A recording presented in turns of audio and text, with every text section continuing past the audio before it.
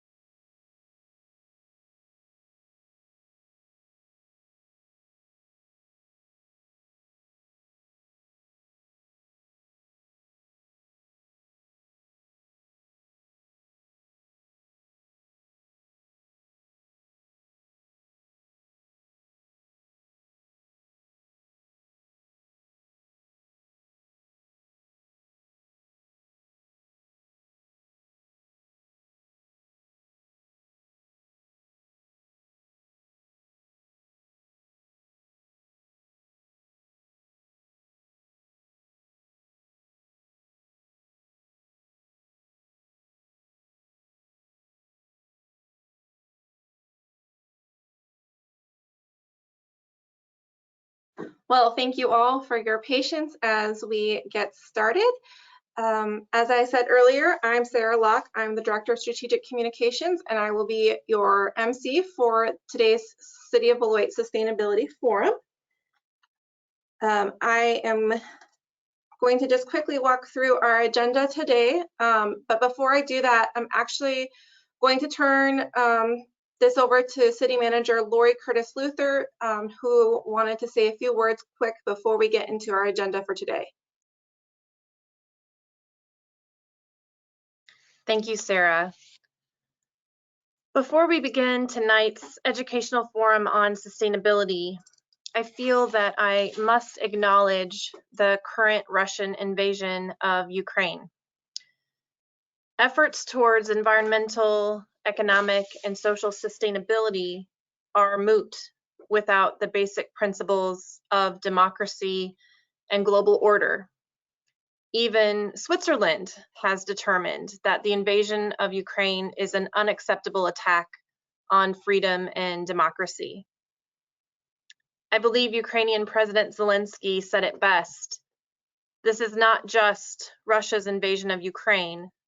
This is the beginning of a war against Europe, against European structures, against democracy, against basic human rights, against a global order of law, rules, and peaceful existence. I respect the division of church and state. I also personally believe in the power of prayer and divine intervention.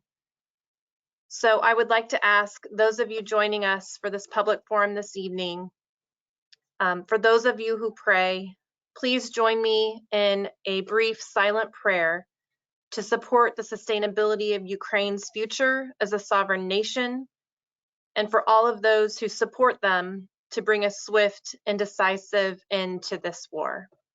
will take just a moment.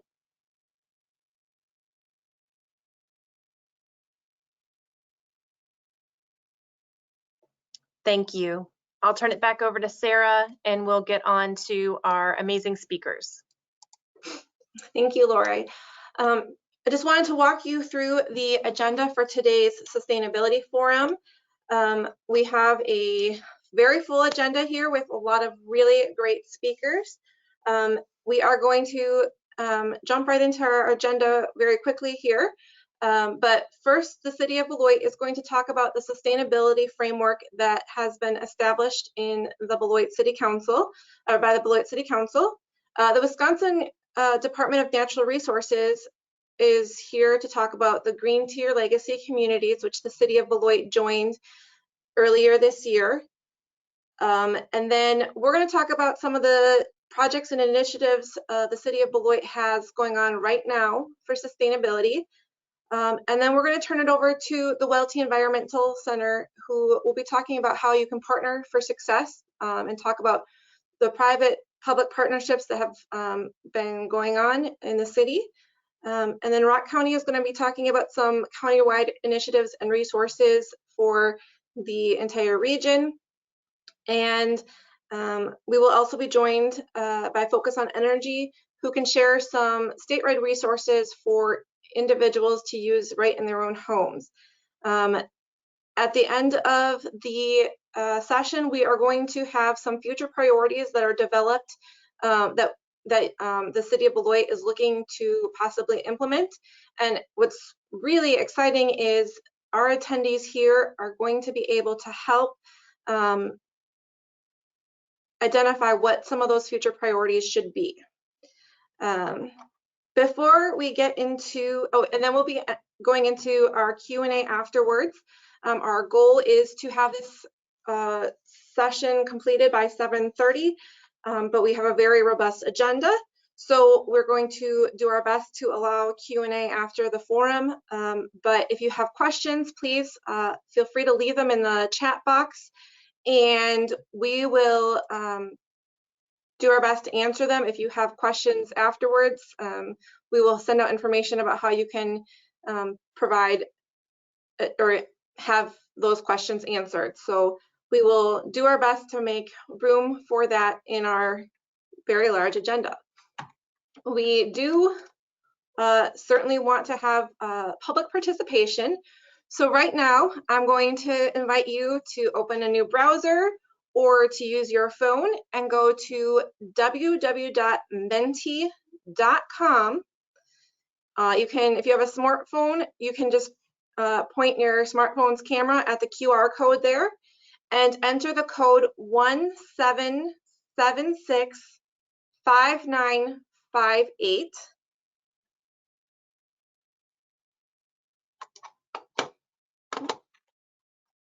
I'm going to leave that up there for a little bit while people are logging into that site or entering that site.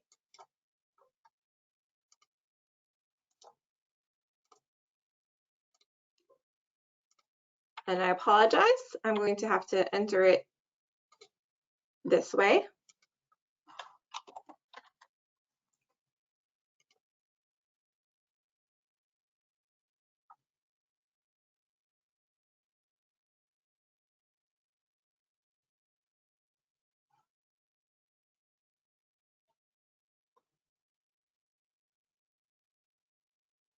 So the first question on the screen is, so if you go to menti.com, the code you enter is 1776.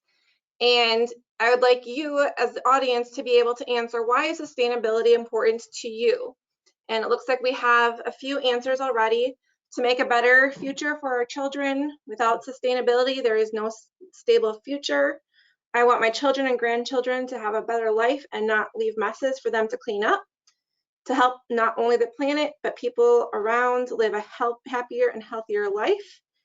Because without it, our ecosystem will no longer be able to support human life. Our quality of life depends on it. Equitable access to resources.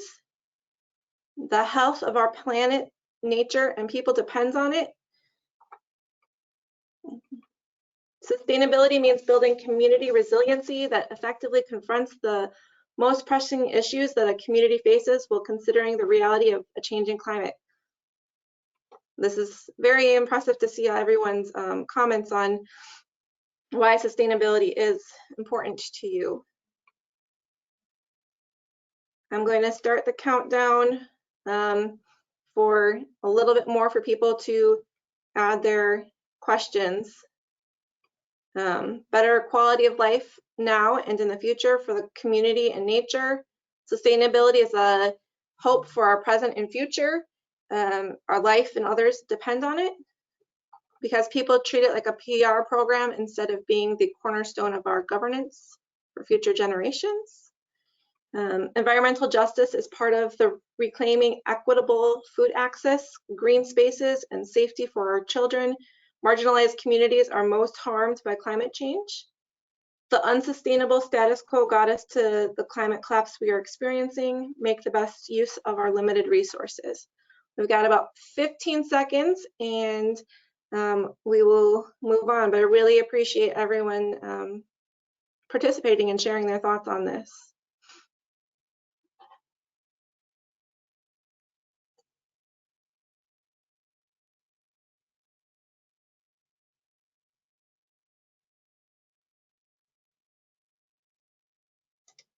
Well, thank you. I think we can all agree that sustainability is very important to our community.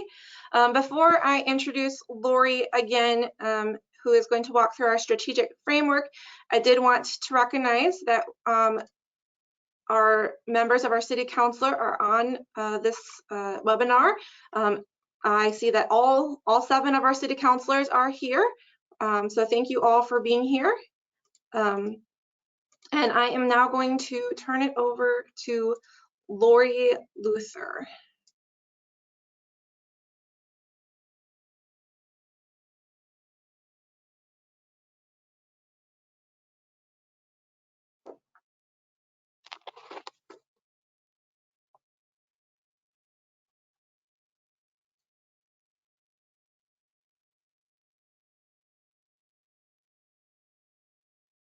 All right. So very briefly, we're just going to touch quickly on the city's sustainability framework that is in our strategic plan. You can go to the next slide. So the city of Beloit supports a model of sustainability that consists of 3 pillars. They are environmental, economic, and social sustainability. And these 3 pillars are interrelated, and we believe that true sustained community well-being is achievable by addressing all 3. I think we lost our slides. There we go. Next slide. All of these documents are available in the city strategic plan, and Sarah has included those handouts in the handout section. If you click on the arrow by handouts, there is the copy of the full strategic plan that includes all of this material. And there's some other documents that we will reference later in the presentation also. So the most widely accepted definition of sustainable development emerged from the United Nations Brundtland Commission, which in 1987, and I think this still remains to be true, is development that meets the needs of the present without compromising the ability of future generations to meet their own needs. And in my view, that really is in keeping with many of the comments that our participants had in their chat about wanting to make sure that our world and our community is a place that we want our children and grandchildren to live, and that they aren't inheriting issues and problems that we've created for them. We also want, okay, please move on. There we go. We want to foster a resilient community that maintains and protects our natural resources and other existing resources. So I am not going to read all of this in its entirety, but really wanted to focus on the fact that we have 3 separate areas that are interrelated. Environmental sustainability, of course, is focused on our land, water, energy, and other natural environment that we need to protect and maintain. And we'll be talking about individual programs, household programs, organizational programs, and community programs that can all help us achieve these goals. An example, and this is just one of many, but we partner in the city with Alliant Energy to convert our traditional streetlights to LED light bulbs. That preserves energy, they're longer lasting, and obviously all the wonderful things that go with LED. So that is one example of a partnership that helps provide environmental sustainability. Under economic sustainability, we are looking to equally make sure that our community is living within its economic and financial needs. And to strengthen our economic outlook, we are also looking to our private partners to adopt sustainable business practices, as well. In one-on-one meetings with them, many of our largest employers already recognize that being environmentally sustainable is also positive for their bottom line. So we are seeing a great deal of willing participation from our private partners, but this is also an area that we can strengthen in the future. And looking at how we can provide a high quality of life while providing equitable access to things like employment opportunities, to housing opportunities and affordable housing opportunities. All of those are also intertwined in the economic sustainability piece. As this slide shows, we have focused over the last 7 years on having balanced budgets, meaning we only utilize our fund balances for one-time needs and not for ongoing operations, to provide the level of service that is affordable, but also what is required to sustain the community. And the final piece, certainly not last is not least, social sustainability is critical to all of these decisions, that making sure that the health and well-being of every one of our residents is at heart of decisions being made, and that we recognize that the social sustainability is also the strength of our community. And although it's not reflected in this particular statement, we know that there are sections of our population that have not had the same economic opportunities as others, and we may need to make sure as we move forward that there's equitable access again to everyone. So building on that improvement of health and wellness and creating shared community values around sustainability and our environmental protection are equally important. So that's a lot. That is a lot to focus on. Let me provide one more example here. In regard to social sustainability, we do coordinate resources. We provide funding to complementary service providers like Community Action and Family Services and many, many others throughout to help with the social sustainability piece. These are very broad, overreaching, and if I may say so, daunting initiatives. But that's okay. We are going to be strategic about how we move forward and how we make measurable progress. And that is, next slide, one of the reasons by one of our strategic plan initiatives was not just to hold this forum, but also to join an organization that frankly, I'm a bit embarrassed to say that I only recently learned about, but it's the Green Tier Legacy Communities through the Department of Natural Resources. The council approved our participation on October 18th of this last year, and our first primary task is to establish our baseline of where we are now compared to other communities and compared to community goals. You're going to learn more about this program and what it means and how it can benefit not only our organization, but our community as a whole. Sarah, I'm going to turn it back to you. Thank you, Lori. Up next, we have Mark Aquinas from the Wisconsin Department of Natural Resources, and I am going to ask Mark to introduce his staff. Thank you, Sarah. As Sarah mentioned, my name is Mark Aquino. I am the DNR Director for South Central Region. I'm going to turn my video off here for a minute so we can save bandwidth, and I'll continue. So as DNR Director, for the South Central Region, I work directly for the Secretary's office, and I work with all 25 DNR programs, everything from parks to the air program to cleaning up brownfields to the wardens.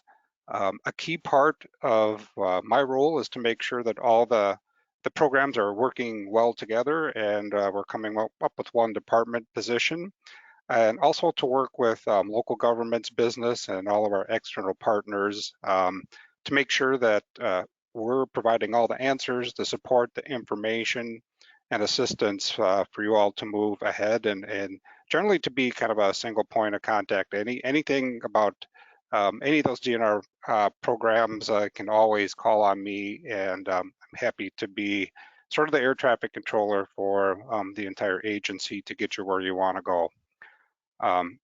So saying that, on behalf of the Department of Natural Resources, South Central Region, and certainly the Secretary's Office, we want to extend our congratulations to Beloit for joining the Green Tier Legacy Community Program. And we're very thankful and appreciative that you asked us to spend a little time with you and invited us to this forum. As Lori's mentioned, and you have spoken about before, strong, resilient communities take a lot of planning, a lot of foresight, and takes everybody's participation. And that building sustainable cities and communities is not kind of a cookbook, one size fits all flowchart type exercise. And it really requires participation from all the community members and leaders to decide what actions to take and what to emphasize as you move forward. Fortunately for Beloit, that's not a new concept for you, and you've done a lot of great work already, and I know there's going to be a lot more to come. And I can say that having worked with the City of Beloit and your leadership and staff over a number of years, we want to commend you for being great partners and having a great working relationship. We look forward to working with you as you proceed in your Green Tier Legacy community participation. Want to really emphasize that we are here to help work alongside you and be your partner as you go down this path. A couple of initiatives that I'll just mention before I turn it over to some of our other DNR team members are, even though that I just said as the DNR director, I can be your single point of contact for anything and everything on DNR. As a new member of the Green Tier Legacy Community Program, we are going to be identifying a single DNR staff person, and most likely somebody who lives in the area and is very familiar with Beloit, who will also serve as another resource for you to be a single point of contact, and they will be there for you on whatever questions or assistance you need from the department to make that as efficient and as smooth as possible. Another sort of timely item I'll mention before I pass the baton here is that I think everybody is interested and sort of eagerly reviewing and waiting information on the federal infrastructure funding, the bipartisan bill that is recently signed. And I want to let you know that the Department of Natural Resources, along with other state agencies, have some mechanisms in place where we're looking at that information as it becomes available from the federal agencies. And as the Legacy Community Charter members, we are certainly going to be taking a special, looking at a special eye at any and every opportunity for potential eligibility that comes through the department as for those infrastructure funds to help support the initiatives that you all choose to move forward on. So I can see we got our pictures up here, and that's probably a great transition to introducing a couple other members of our team. I believe next up, it's going to be Laurel Sukup. I will let Laurel go into a deeper introduction for herself, but she is the chief of our sustainability program. Shelley Allness will follow as our field integration leader. And depending on schedules, we may have another member of our team participate, and that is Laura Bubb. So if she's on, we will ask her to say a few words. So thank you again. We're looking forward to the rest of the conversation and any questions at the end of the forum. So with that, Laurel Sukup, over to you. Thank you, Mark. Yeah, my name is Laurel, and I'm the only one in the photos that doesn't have a cute little dog, so I'm a little bit jealous about that. But thank you so much for having us. In my role with the department, my team really offers businesses and communities free, non-regulatory support. We can help with explaining your regulatory requirements, ways to conduct self-assessments, as well as ideas for the future. So why don't we go to the next slide? We're thrilled that Beloit has joined Legacy Communities. This voluntary network exists to support communities across the state with taking efforts to make their community more sustainable and resilient. Beloit is joining a small but mighty group of local governments who are committed to making their communities better year after year. Currently, there are 5 counties, 20 cities, 6 villages, and 1 town who've stepped up and are working to position their community for the future. Beloit is definitely in step with the leaders in the state, looking for meaningful actions to make Beloit a really great place to live, work, and recreate. This may feel like the start of your journey, but I encourage you to take stock of all of the accomplishments that you have already had. Building off of what Lori had said earlier, starting way back in 2007, Beloit adopted a resolution to use eco-municipality guidelines.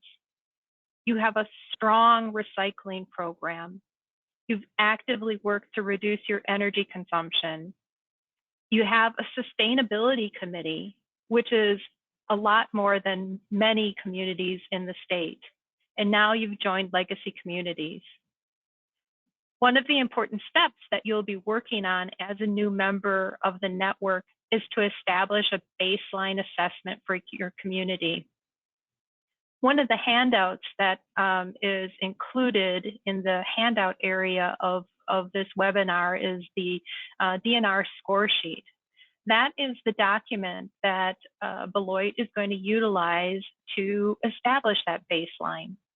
City staff are going to evaluate your efforts in transportation, energy use, waste management, water consumption, just to name a few categories. The goal is to have a snapshot in time. I know sometimes it's really tempting just to jump in and start working on a project, but that doesn't always lead to working on the ideas that are going to pay the most dividends for a community.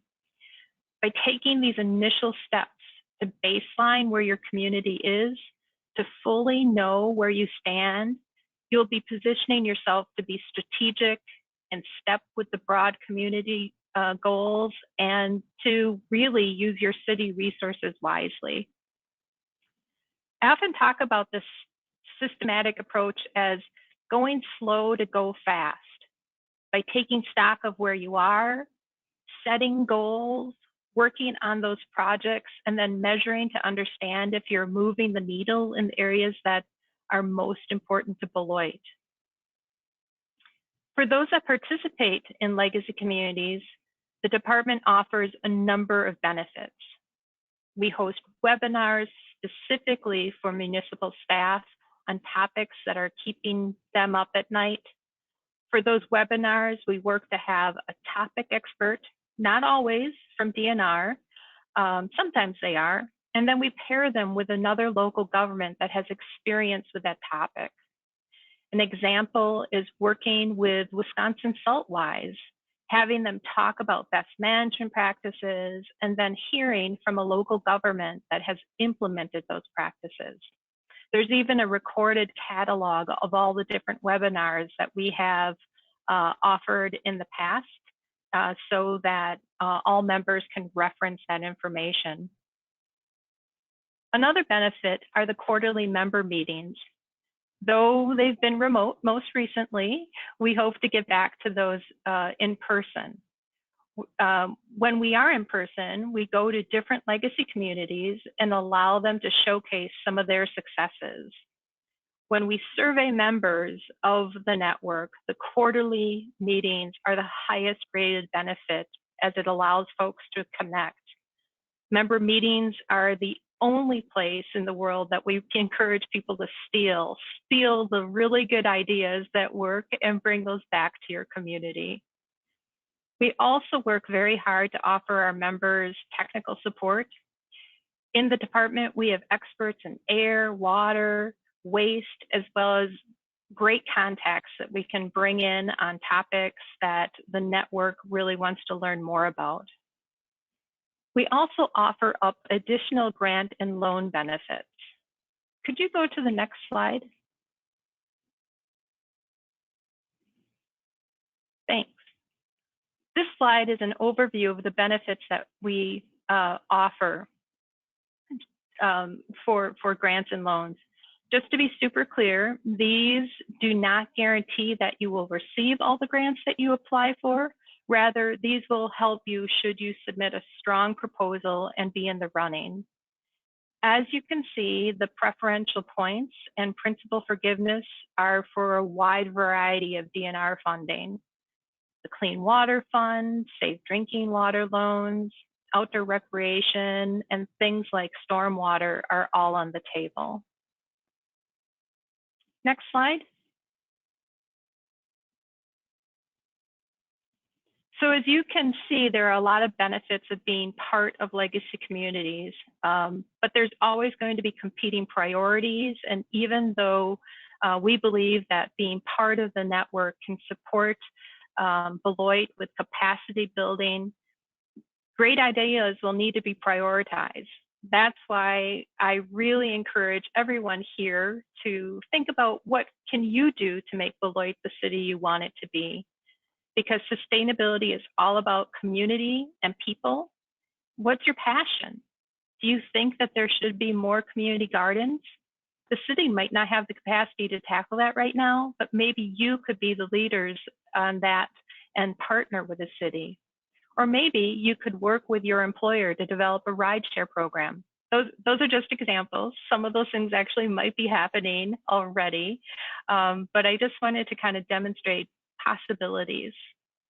So I really encourage you to look for ways to move great ideas forward by working with city staff. And with that, I'm going to turn it over to Shelley. Hi, everybody. Thank you. Thanks, Laurel. I will pop this back off. Okay. So, yes, as introduced, Shelley Allness, I'm the field integration leader for the South Central region. And as with Mark, I also work for the Secretary's office, and I support Mark, our team, and our work within the region. As the title states, integration is a key part of my role, and making sure that all the right programs and working together in collaboration. As you can imagine, I'm sure you're all quite aware that we're a pretty big agency. And so integration is really important to the success of our work. And so we want to make sure that we're providing outreach and supporting our communities through collaboration. I also help manage complex issues and projects and lead the team that helps to oversee the Green Tier Legacy communities. So this is really great. Congratulations to Beloit. I gotta say, this is, you heard Laurel, there's not too many. We're growing, lots of interest, and we're growing with legacy communities. But kudos to Beloit for getting their feet wet and working on sustainability. Sustainable communities certainly need to take a look at the big picture and be holistic in their approach. And environmental efforts are certainly core to strong and healthy place to both work and live. And when considering the future of a community, we want to balance all the goals and the efforts with the social, the environmental, the economic, as mentioned earlier. And that benefits all of the residents, the businesses, and of course makes Beloit a more welcoming environment to visitors and tourism. So we are here to help you succeed. You've heard a little bit about our team and what we can offer. We are committed to helping Beloit. We can connect you with local experts. We have staff that can answer questions about everything from air quality to wastewater to fisheries, wildlife, and of course, emerging issues as they continue to pop their heads throughout, whether it's invasive species or anything else. We're flush with lots of amazing experts and specialists. And as we all know, everything that we do on the land is reflected in the health of our waterways. So having a sustainability lens when planning for your community results in a higher quality of life for everyone. As part of your Green Tier Legacy Community membership, as Mark mentioned, you're assigned a single point of contact. And so we want to recognize that this, as we affectionately call them, a SPOC, single point of contact. They're not going to have all the answers, but what they're going to do is they're going to be that single point of contact for the city representatives to reach out to when you need help or assistance on anything that we can provide you. And they will do the work throughout our agency to get you the right answer so that you don't have to do the searching on your own. So they will also occasionally proactively reach out and check in and see how things are going. And as Mark mentioned, we are working on determining your single point of contact. So we should have that relatively soon. And until then, feel free to reach out to any of us. We are all easily available. On the screen, you've got Laurel. Laurel, you're the lucky one that might get all the emails. Laurel's email is up there, and she certainly can put you in touch with any of the rest of us as well. I'd also like to introduce Laura Bubb, and Laura is one of our wastewater management field supervisors, and Laura is also she leads our environmental performance area support team. And this team's primary focus is to increase awareness and foster integration for both Green Tier and the very many other sustainability programs that the DNR offers. And so there's Laura on screen. We'll give her a minute to say hello. Hello, I was not planning on talking, but when your secretary's director says you should talk, I guess I'll talk. So yeah, like Shelley said, I am Laura Bubb. I coordinate our regional environmental performance area support team. The role of our team is to take an interdisciplinary group of staff within our region and nurture those internal and external relationships and connections, particularly as they relate to municipalities and to the business community. One thing I did want to note is that we do have a staff person on our team that is appointed as a liaison to the Green Tier Legacy Community Charter. Her name is Cheryl Housley, and she kind of serves as our conduit back and forth between the Green Tier Legacy communities and DNR so that we can share relevant information with participating communities, but we can also hear back from communities on what sort of information they're looking for from DNR. So if you ever have questions related to regional specific sustainability issues, please feel free to reach out to me or Shelley or Mark, and we can get you connected with the appropriate person on our team. Thank you.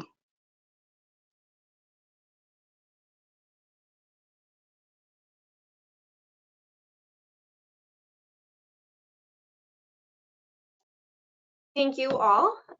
We have some questions in the chat, but I will be holding those until the end.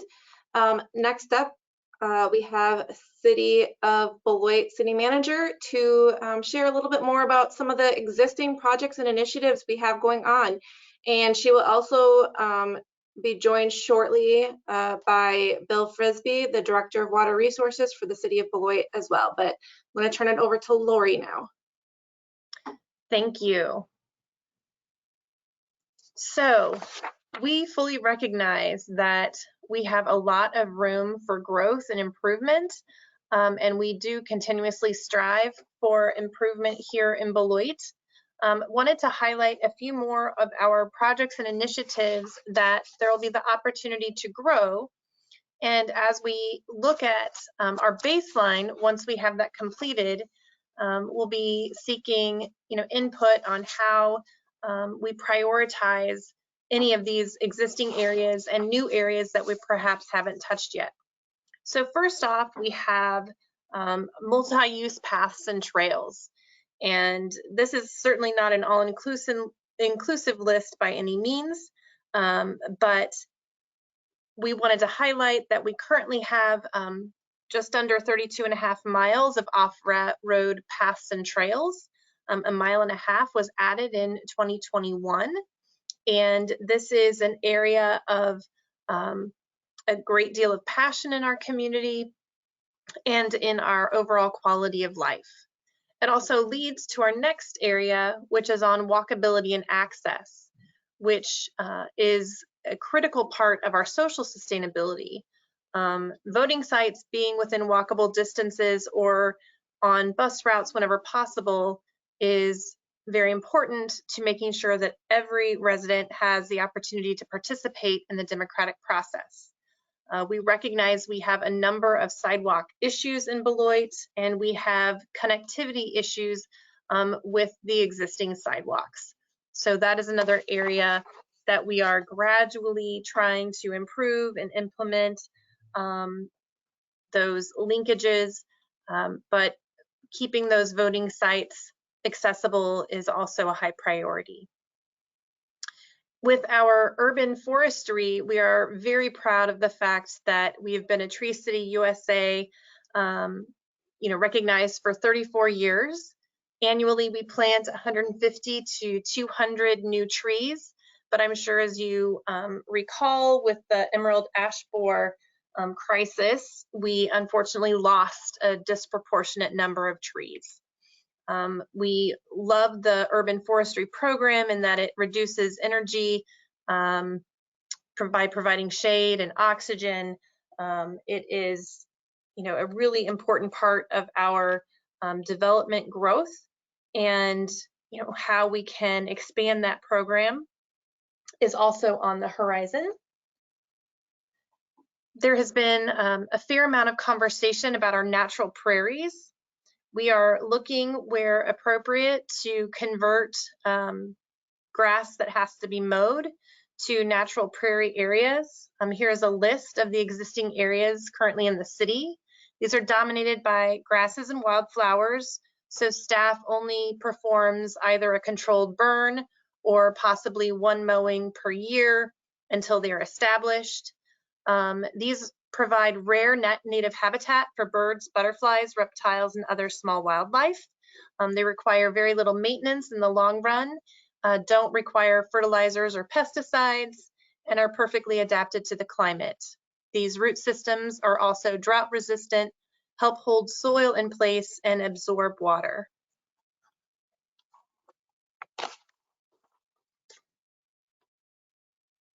We also have a great history of curbside recycling in Beloit.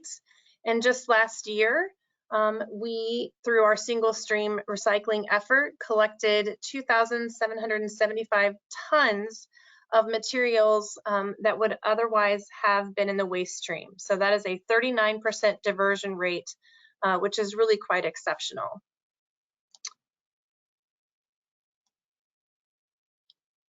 Moving on to another topic is porous pavement. Using porous pavement, it's a recycled tire material that's used in in high pedestrian traffic or difficult areas for staff to perform maintenance. You will see it in the Riverside Drive median and Cranston Road rights-of-way. And for every 1,000 square feet of 2-inch porous pavement, that's the equivalent of roughly 300 tires being saved from being in a landfill. So it's highly permeable and porous for water runoff and allows the water to saturate the ground.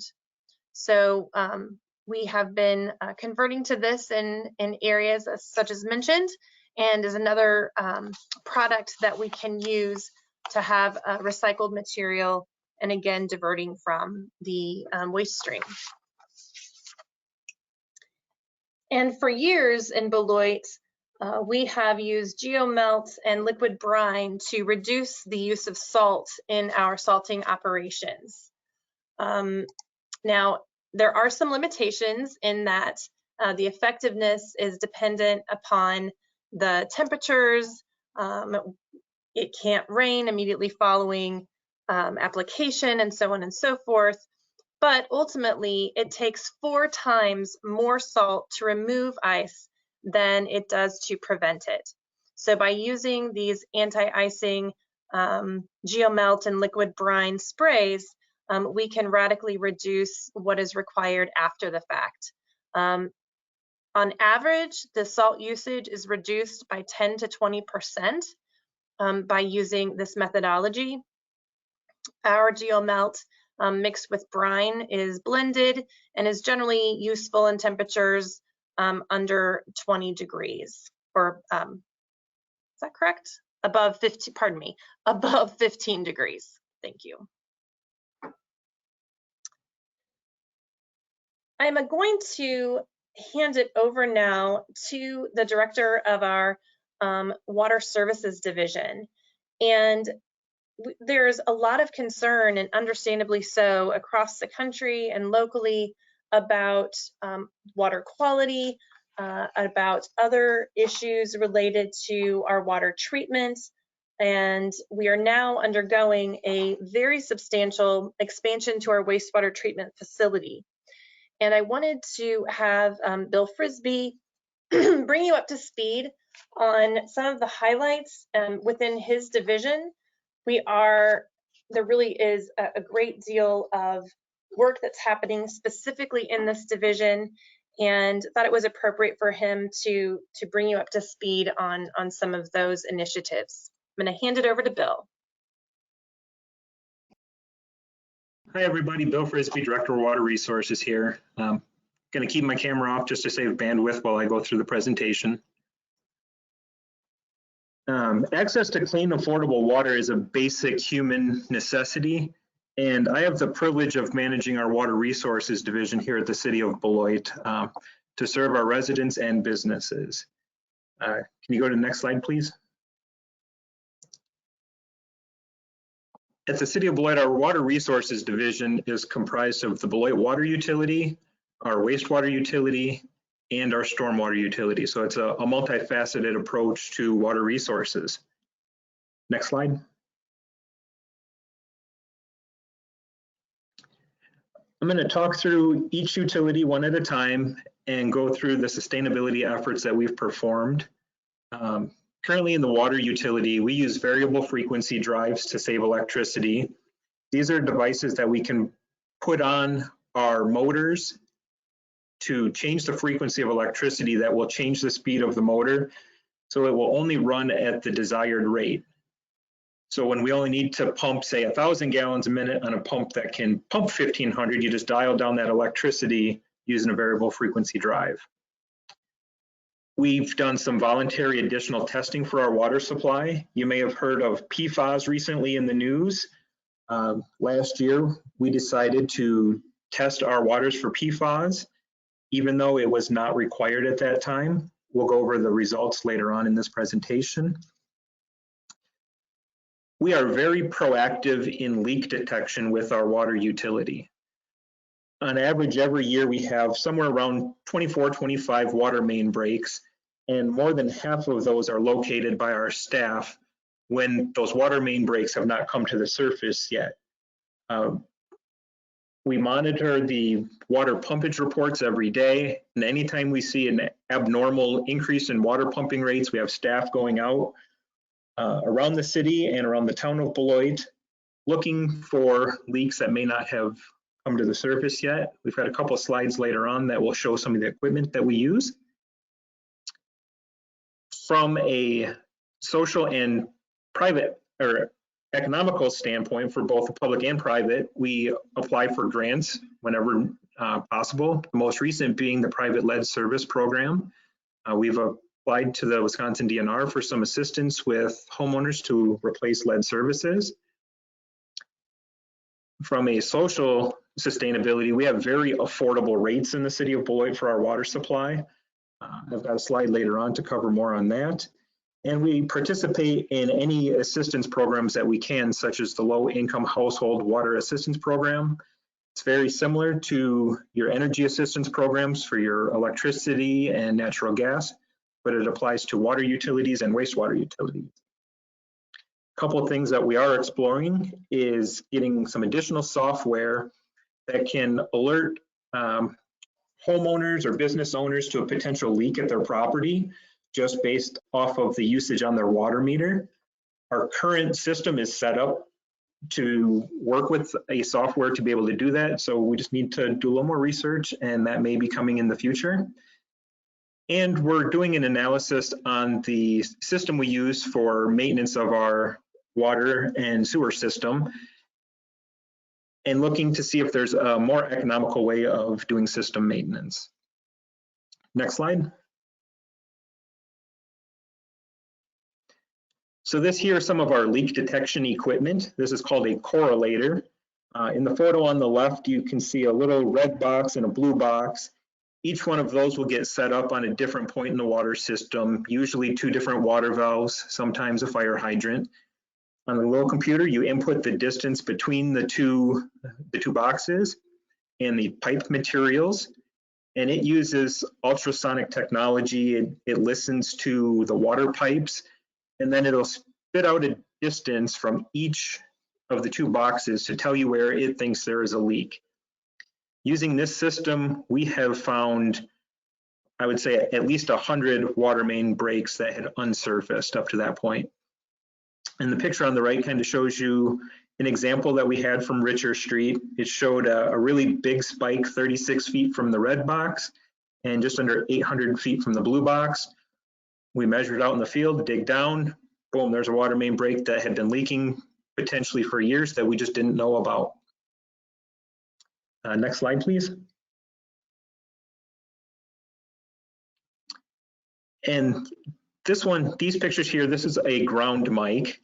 So in the picture on the left there, you got kind of the round device with a handle on it that you set on the ground, and then the box converts the sound waves that it picks up through the ground, and it amplifies them so you can listen in the microphone.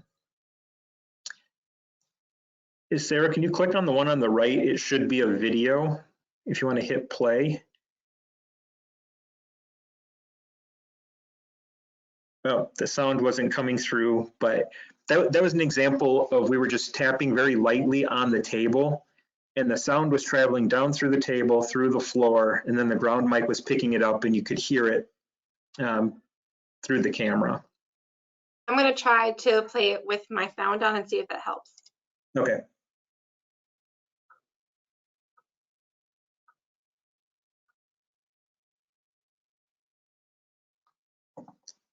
So you could hear it a little bit, just you could hear that tapping sound, and that was just very lightly touching the table with the sound going down through the floor and coming back up through the device.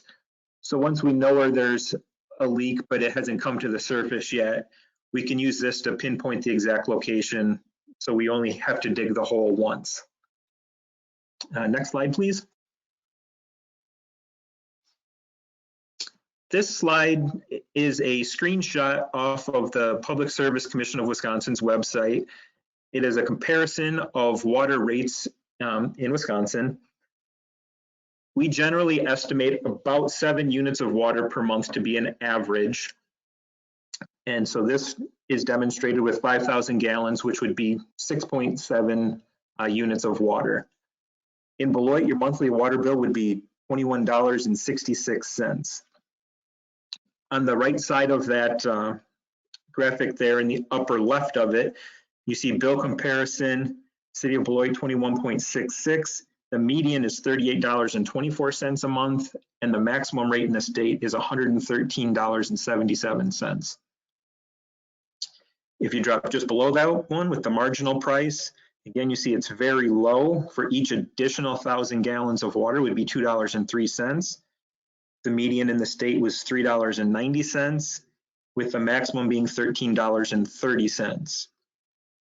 On the cost recovery dial there, you're just barely into the green, which shows that we're just barely covering our cost. And the median affordability, again, is very, very low. It's 0.62% of the median household income. So Beloit has access to very affordable water and very clean and high quality water. Next slide. Wastewater utility. The left column here is some things that we've been doing, and then the right column hits some of the highlights of our upcoming upgrade project that impact sustainability. So the nature of everything we do in wastewater is sustainable from the standpoint that we are taking a waste product and turning it into clean, reusable water. One way that we do that is the biogas that comes off of our digesters in the wastewater treatment process. We take that gas, we collect it, and we can run up to 2 boilers off of it rather than using natural gas. We use those boilers to reheat the digesters, which in turn helps create more gas. And we also use it to heat our process building. Just like in the water utility, we use variable frequency drives. The end product of wastewater treatment is called biosolids. It's all the solid material left at the end. We use it as an agricultural soil conditioner. On our collection side, we are rehabbing some of our sanitary sewers with cast-in-place pipelining. So with that, rather than digging up a sanitary sewer main, we're able to install a liner inside of it. It's as good as replacing the pipe. It will last for 100 years. And it's only about a quarter of the cost of doing a traditional trench excavation. Water quality trading, we are partnering with Rock County in their land conservation department. We're working with landowners in the Rock River Basin to identify some practices that can be installed on agricultural land where there might be some nutrients running off into waterways. We're working with those landowners to get these practices installed. We're removing those nutrients farther upstream where it's much more beneficial. It's on small waterways. We're seeing bigger impact, and we're doing that at a much, much lower cost than we're able to reduce our discharge down to at the wastewater treatment plant. Last year, we did an aeration basin off-gas testing. With that, we were determining if the configuration of our diffusers and then the service life of our diffusers were still good. That testing showed that we were in an optimal configuration for our diffusers and that they still had another 5 to 10 years worth of life on them. We did a study last year also for adding a solar array to the wastewater treatment plant. We're still going over the analysis, but there's potential options at the wastewater treatment plant for using solar. And then the company that did the solar study also just did a basic energy efficiency evaluation at the treatment plant, identified a few things that we could do, such as retrofitting some lights and a few other various things that we're evaluating. At the wastewater treatment plant, as we said before, we're doing a big upgrade project starting sometime later this spring. We'll be replacing our blowers for the aeration basins with high-speed turbo blowers. The new blowers will be 30 to 40% more efficient than the existing blowers. And that is a big savings at the wastewater plant. We use a lot of energy just to get dissolved oxygen into the wastewater. We're replacing some heat exchangers that will help better heat the digesters, which again, as we said before, will create more digester biogas. So then with the more gas, we can run more boilers more often, saving on natural gas. We will be installing ultraviolet disinfection. Traditionally, we've used sodium hypochlorite, which is your household bleach, and then another chemical afterwards, sodium bisulfite, to remove any of the chlorination products. So we'll be moving to UV light rather than using chemicals. We're going to replace the dissolved oxygen sensors and controls. This will help us better manage the amount of oxygen that we're providing into the wastewater from our blowers. If we provide too much oxygen, it's not being used, so it was just wasted electricity. We used a 20-year present worth analysis for selection of all the major equipment in the project. And with that analysis, you used upfront capital cost, maintenance costs for 20 years, the operation costs of electricity or natural gas, and then also the labor expense to run it for 20 years.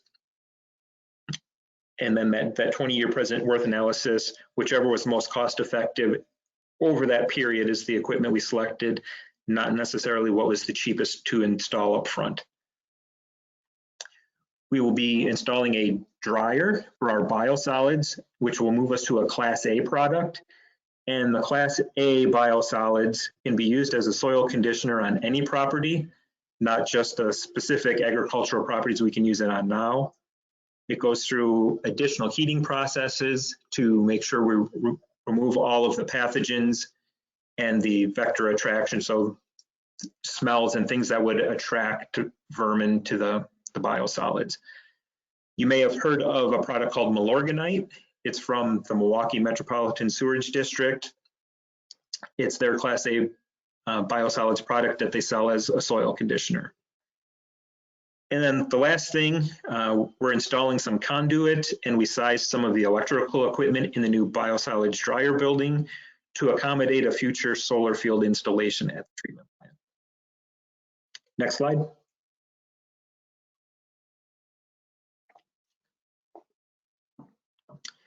These two charts just show the amount of digester biogas that we reused in the last 2 years.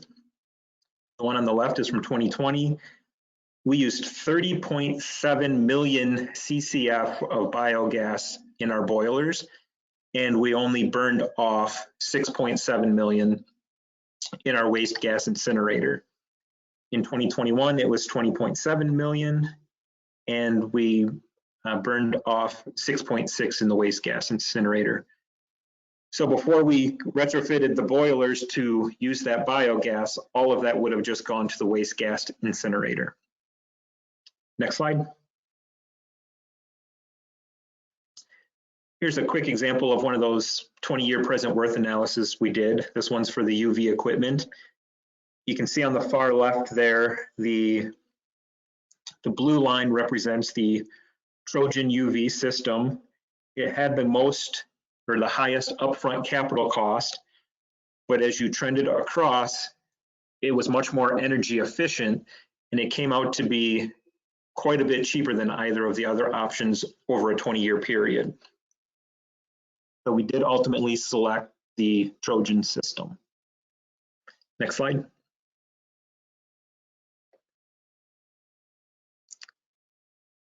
Stormwater utility. With this utility, we manage all of the rainwater and the snow melt that comes down in the city. This is kind of a list of several ways in which we control it. Detention basins are typically big dry holes in the ground where the water comes into. It just remains in there for a short period of time and is released slower than it comes in. It helps manage the peak flows in our streams and helps prevent localized flooding. Retention ponds are very similar to detention ponds, but they have a permanent pool of water in them that also helps settle out solids out of the water. That would be all the stuff that washes off your yards or off of the streets. We use biofilters. With that, we have water come soak through an engineered soil mix that helps remove the solids. Sometimes there is a under drain in it that would then collect the cleaned water and discharge it to our waterways. Other times it will infiltrate into the ground. We use sumps in our inlets that helps collect the solid material rather than it discharging through the storm sewer. Infiltration basins takes the storm water, puts it back into our groundwater supplies with it being cleaned through the natural filtration process through the earth. Street sweeping, we have 2 street sweepers that are out most every day from April through November, cleaning up all of the debris on the sides of the street. We have a low hazard exemption from the DNR that allows us to process and do some testing on street sweepings. And then as long as all the testing comes back, we can divert those street sweepings from the landfill and use them just as a general fill product. And we have a erosion control program where we oversee construction and land disturbing activities. Once you remove the vegetation or cover off of soil, it becomes very erodible and the soil leaves the site. So we have a pretty robust program to help control construction sites. Next, please.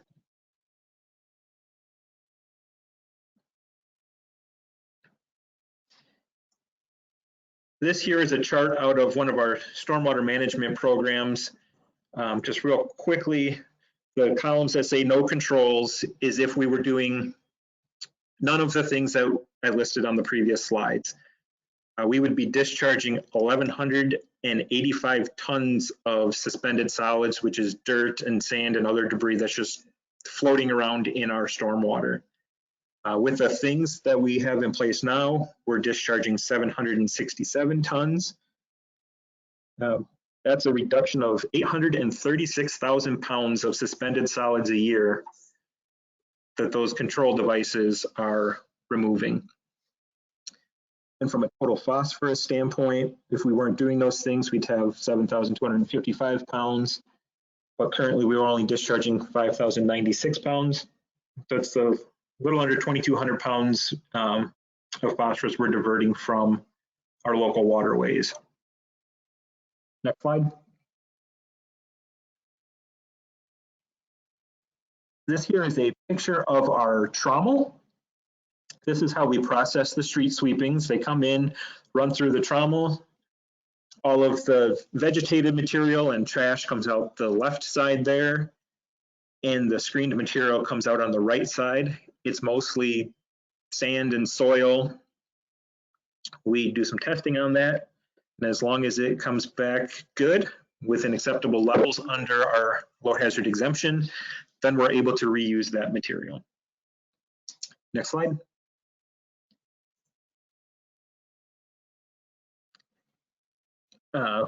Here's the test results that we received from our PFAS testing last year. You can see we have 8 wells here. The highest result was 5.13 parts per trillion, and that's for a combined PFOA and PFOS. There was a recommended standard of 20 parts per trillion. Last week, the the Wisconsin Natural Resources Board adopted a standard of 70 parts per trillion rather than the recommended 20 parts per trillion. But we're going to keep monitoring. We're well within the limits now and what we think the future limits will be. But we're going to definitely be watching this and look for any trend lines. Next slide.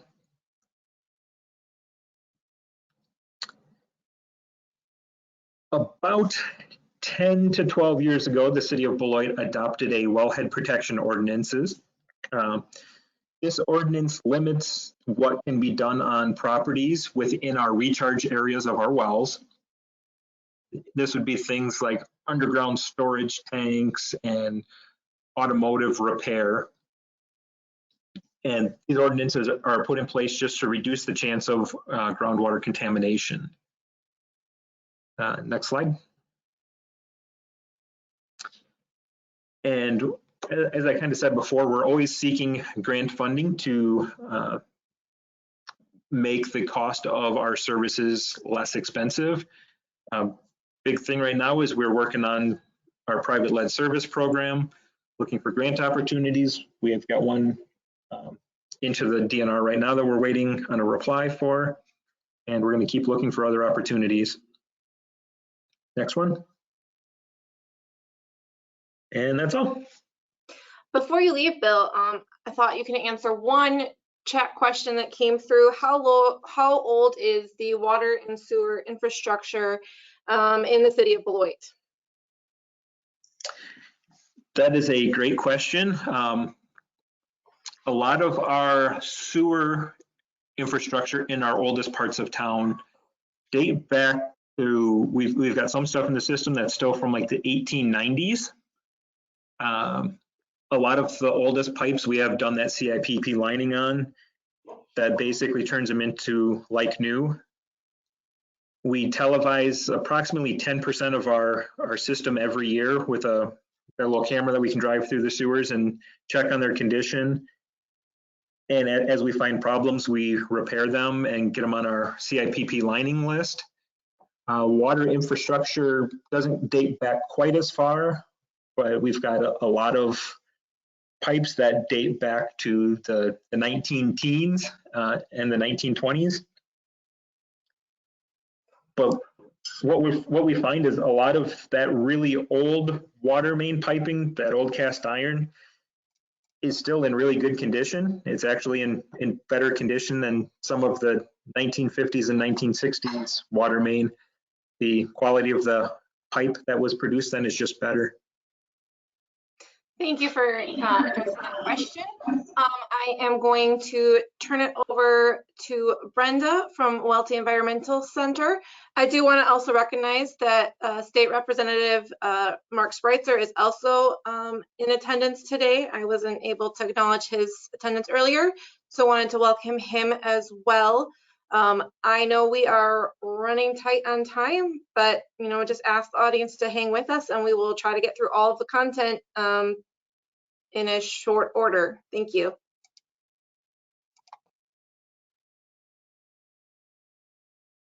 Thanks, Sarah. I was just going to put my camera on briefly just so everybody knew who the voice was coming through. I'm Brenda Plackens, and I am Executive Director of Welty Environmental Center. So Welty is uniquely positioned to support city sustainability initiatives from our location at Big Hill Park. Our mission is leading in environmental education. We teach, learn, and share nature-based programming for all ages. We use most of the park's 197 acres for our programming so that every field trip, scavenger hunt, full moon hike, and workday demonstrates the interactive systems of nature and how human activities are a part of these complicated networks. Education is one of the most powerful tools we have to create sustainable practices, so Welty uses Big Hill Park as a backdrop to demonstrate how we can participate in renewable activities such as stewardship and conservation to make them lifelong habits. Next slide, please.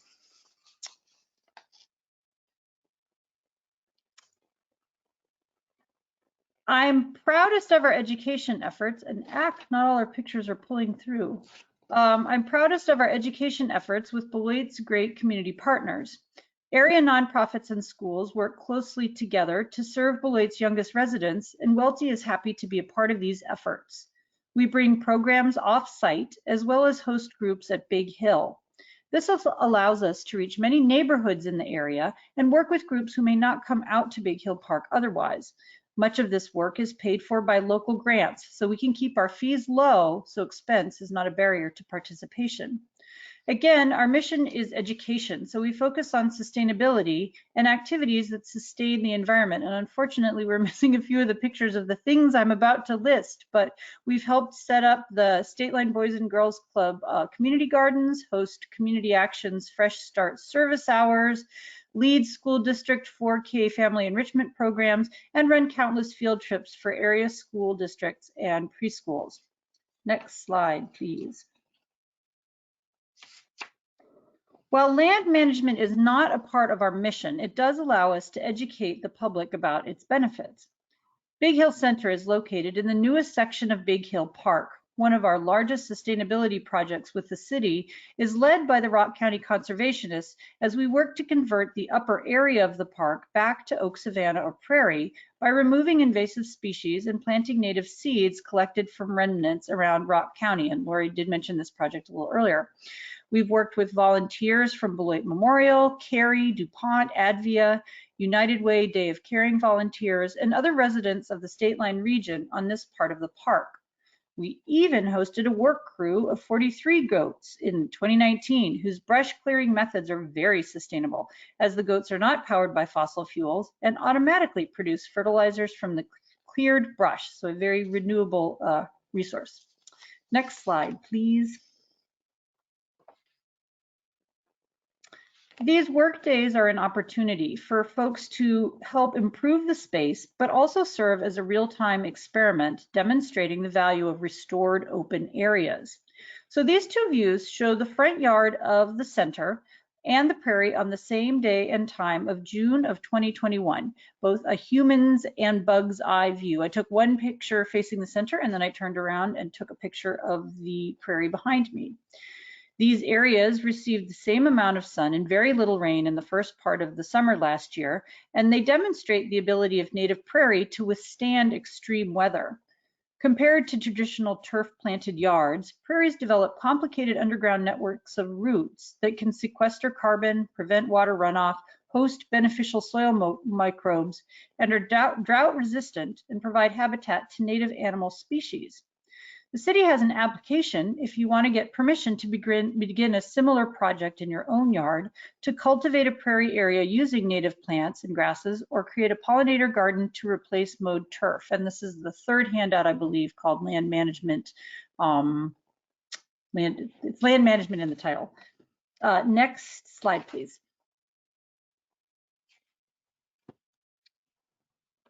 Last April, while everyone was still social distancing, Welty sponsored a plogging event for Earth Day. People were encouraged to collect trash while out walking in their neighborhood and document how many bags they collected. It got folks outside and cleaning up and also emphasized the downside of a highly disposable culture, lots of trash. Ploggers did identify some good places for the city to place new bins, which they did, and showed what happens to all the burger wrappers, beer cans, cigarette butts, and plastic shopping bags. It gave us the opportunity to identify ways to generate less trash, reusable bags, carrying your own utensils, bringing your own containers, which helps to some extent, although the bigger issue is how to serve fast food safely and dealing with single-use plastics such as straws. As you can see on the map that was a part of our project showing where people picked up, there are many parts of Beloit that weren't a part of this event. It's important to engage all residents in citywide cleanups and make it easy for them to dispose of their trash properly. We need to keep working on promoting these group efforts and including all of our neighbors in these actions. Next slide, please. An upcoming event that Welty is working on with the city is a compost bin sale scheduled for Earth Day in 2022. And we're working on the details, so stay tuned. We will have order forms available soon on the Welty website. We will also offer free composting demos on the pickup days, as well as workshops on vermiculture composting, that is composting using the help of worms, and rain barrel demos. This compost bin sale addresses two issues: educating residents about ways they can utilize household organic waste to benefit their gardens, and creating a habit of trash sorting that reduces the amount of organic material that goes into the city's landfill. This sale and the accompanying workshops will teach interested residents about how they can significantly reduce their waste stream while creating free fertilizer for their property. Sort of like the goats, but it takes a little bit longer. Next slide. The last slide, actually. The activities I just described, education, prairie restoration, trash collection, and composting, are very empowering on the individual level. The implications of these choices are huge to you personally and can affect your household budget, property values, the way you grocery shop, how much yard work you have to do, and so on. The next challenge is to develop strategies to scale up these actions to community level and beyond. If we can get used to sorting our kitchen waste, can we figure out ways to do neighborhood or community-wide composting? How can we help neighbors who rent their homes or don't have a backyard for a bin? Do we sell the resulting compost or use it locally in community gardens and parks? Can we come up with new strategies for landscaping that require much less maintenance? How do we design areas for recreation, but also provide space for rainwater retention or habitat for native species and pollinators that doesn't require mowing and weeding? It's important that the city is incorporating sustainability into its strategic planning to help shape future choices and reap the economic benefits of climate resiliency. It will take the actions of many to really move the needle on energy use and carbon emissions.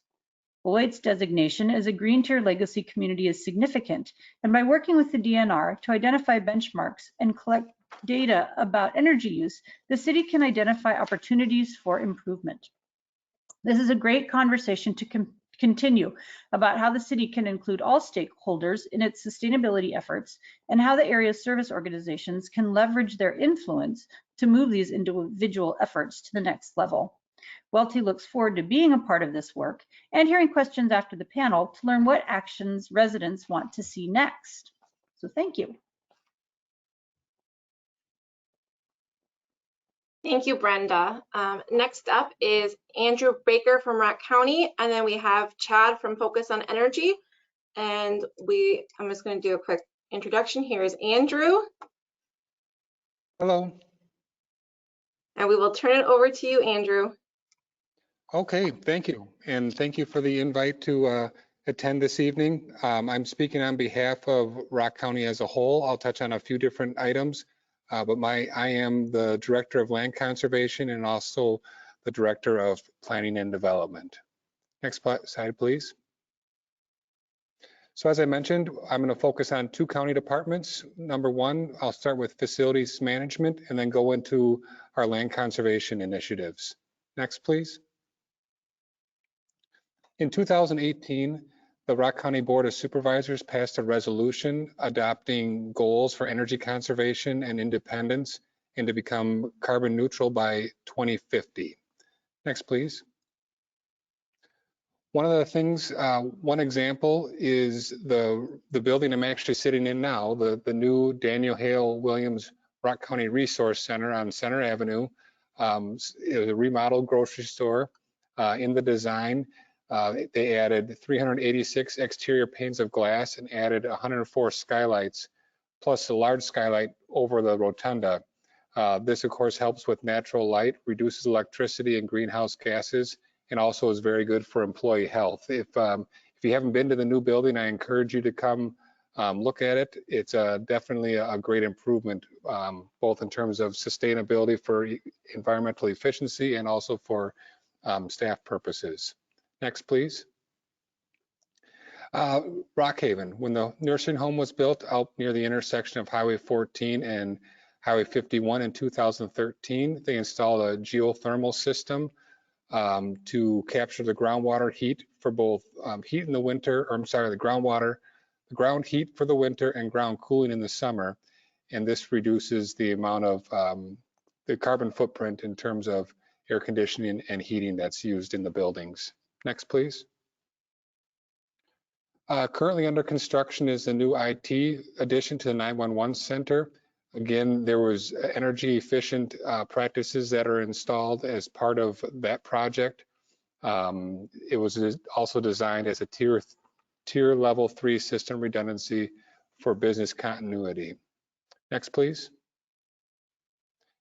And finally, in terms of facility management, you may have seen the paper. Rock County recently partnered with Alliant Energy to host a solar array on approximately 20 acres, which is just east of Rockhaven on a portion of the county farm.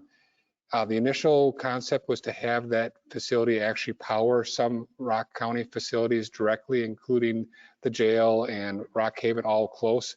But in this case, the energy is just returning to the grid. As you can see, it's going to generate enough power for 365 local homes. Next, please.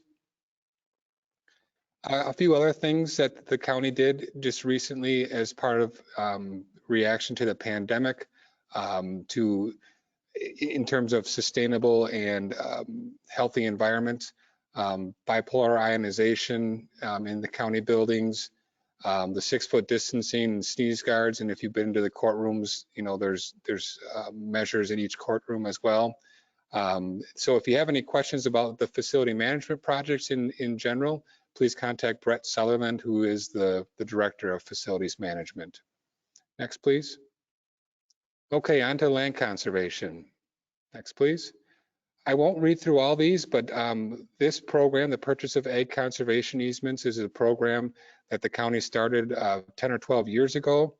The purpose of the program is to protect the most productive ag lands in the county through the use of conservation easements that requires the long-term use of the land to remain as agriculture. Next, please, I can explain a little bit more. So there is our map of our county area. As you can see, the parcels that are eligible are shown in green. The priority areas are shown in the different colors in blocks of land. And you might ask, you know, what does the PACE program have to do with sustainability? Well, number one, you can see there's buffer areas around each city and village. In other words, this isn't a program that was intended to block development by any means or challenge the natural growth of communities. It was a program that was developed in concert with local municipalities, realtors associations, local unit of government, and the ag industry. So it's a program that has support on a county-wide basis. Next, please. So how does this program relate to sustainability? Well, the goal is to protect the most productive land in the county and creating blocks of land that can be farmed into perpetuity. And of course, these high productive lands use less fertilizer and other inputs. Landowners are also required to implement conservation practices and apply nutrient management planning. And overall, the ag economy in the county accounts for about $300 million of our local economy. There's thousands of jobs supported by the ag community, and the county board felt it was important to have a county policy and program that protects that sector of the economy while also ensuring farmland is available for future farmers and that their practices are sustainable. In general, the county has shown support of the program by making a decision that land that is sold or that county land that is sold or otherwise developed, like the solar array project I mentioned earlier, is earmarked for the PACE program to continue to preserve that land. And so far in the last 10 or 12 years, we've preserved around 2,200 acres of farmland so far. Next, please.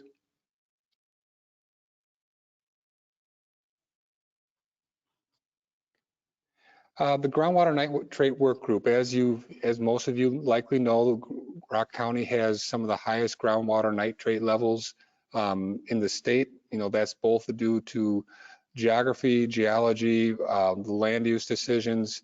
So the work group is focused on seeking accurate information regarding the groundwater nitrate levels and looking at ways to deal with those impacts and come up with recommendations for the county board and the community at large. This was established in 2017, and it's made up of county board members, staff from public health, planning, and land conservation, along with local farmers and representatives of the ag industry. Next, please. These are some of the goals. I'll read through them real quickly. Identify nitrate problems in the scope, identify the long-term history of nitrates in the groundwater, look at the data sets that are already available or establish new ones, develop a mapping system which identifies the areas likely to experience nitrate impacts, research best management practices, review documented practices that have worked outside Wisconsin, and also review university research nitrate impact studies. Next, please. So this is going to be hard to see, but the map on the right, city of Beloit is in the lower left, and you can see there's two watersheds that are highlighted. One north that goes almost north to Janesville, and then south. This is a specific area that the groundwater nitrate work group is focusing on. Again, due to this is a high concentration of wells that are high in nitrates, and it's also the groundwater recharge area for the city of Beloit municipal wells. So the county was approved for a specific funding source through the NRCS just starting this year. And the goal of the program is to work with landowners to install conservation practices that with the goal of reducing nitrate leaching into the groundwater. Next, please. And here's some of the practices that the program can fund. Next, please. Okay, Farmers on the Rock. Next, please.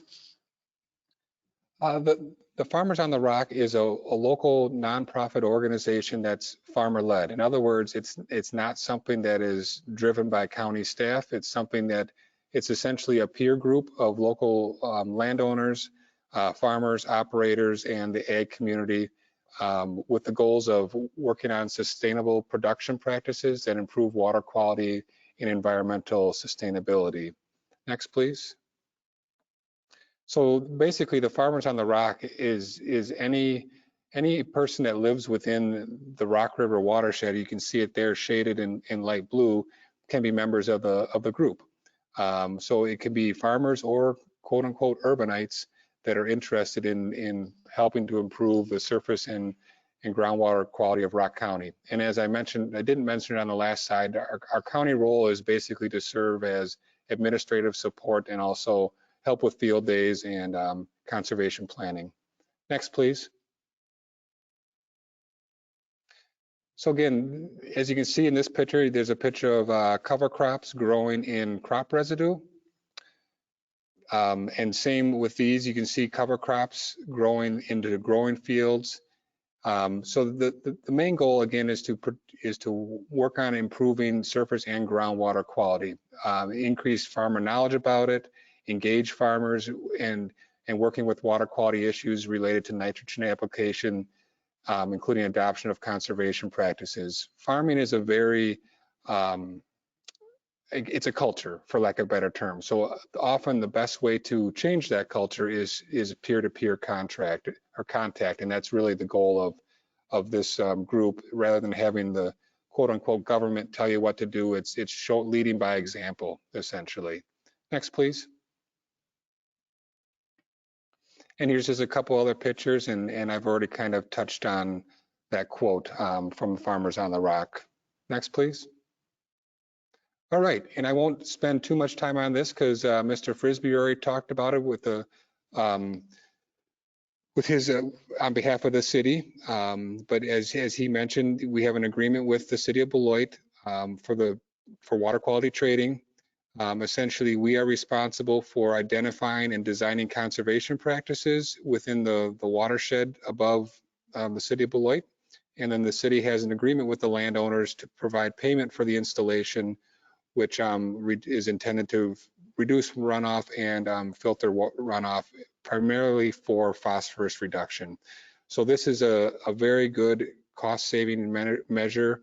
It's a very efficient way to have the city be involved with reduction of phosphorus. The alternative would be higher cost upgrades to the wastewater treatment facility. We also have agreements with the city of Janesville and also Yahara Winds, which is the Madison Metropolitan Sewer District, to do the same thing. Next, please. So here's just a few examples. On the left, it's a farm that we're working on that's going to install a barnyard runoff system.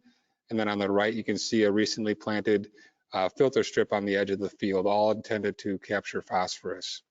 Next, please. Here's a couple more pictures, seeding down highly erodible land and installing grass waterways. Next, please. Okay, clean sweep. This is one that we're really proud of in terms of our partnership with the city of Beloit. The city has been one of our leading partners since the program was started. Let I'm trying to think when it was even started. We've been very successful for a number of years, since 2006. So you can see a few pictures above on the top are pictures from a Beloit event. You can see it's basically a drive-through program where people can dispose of chemicals, household chemicals and ag chemicals that can't go to the landfill. They're either banned or, as I said, hazardous waste. You can see various pictures of the different things that we see coming in trunks. It's really scary a lot of times, but it's very rewarding to know these things are taken out of the waste stream. They're not being dumped down the drain. They're not going to landfills. Next, please. So we focus on the fact that, as I mentioned before, these are some stats. Since 2006, almost 3,300 households served total in Rock County. You can see the number of pounds of ag chemicals and household chemicals that have been taken out of the system.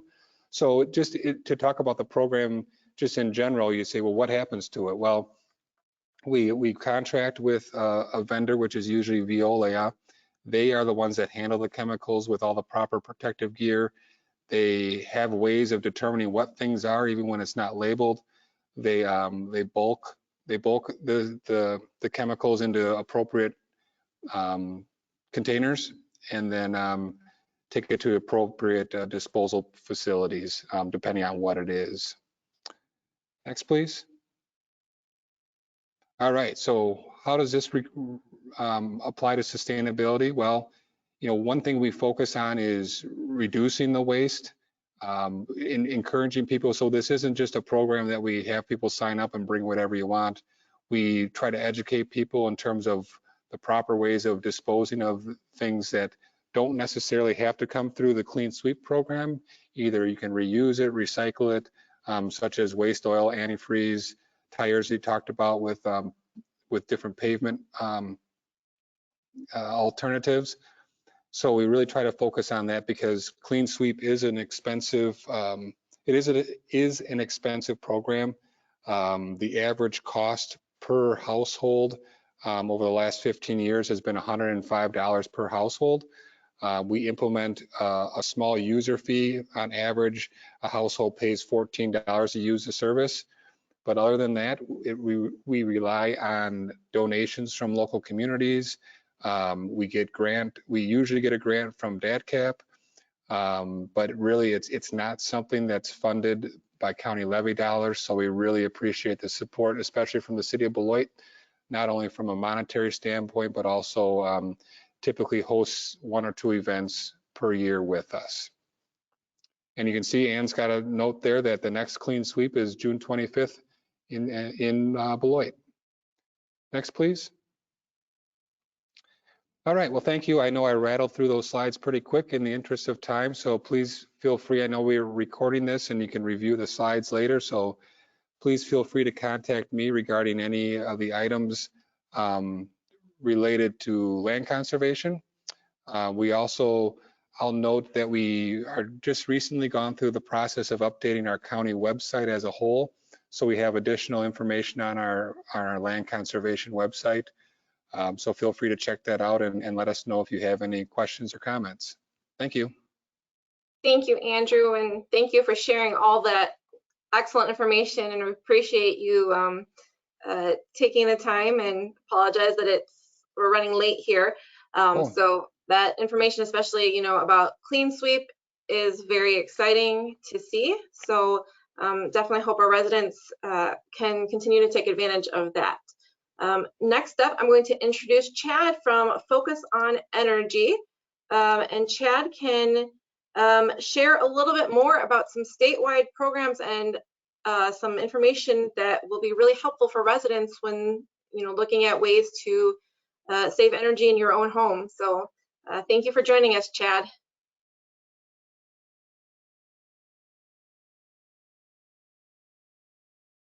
think you're muted. Okay, can you hear me now? You are good to go. Okay, great. Let me just move my screen over this way so I don't look like I'm looking somewhere else. Hi, everybody. thank you for still being here with us. My name is Chad Lively, and I'm one of the regional managers for the many programs at Focus on Energy. I handle the insulation and air sealing in the southwest quadrant of the state. But there's many moving components to Focus on Energy. I can just tell you real quick, I worked out in DC and Virginia and Maryland, and Wisconsin has an excellent home performance program. We really won the lottery, and we're looked at as a national leader when it comes to national policy. So please make sure you're familiar with Focus on Energy and what it can do for you.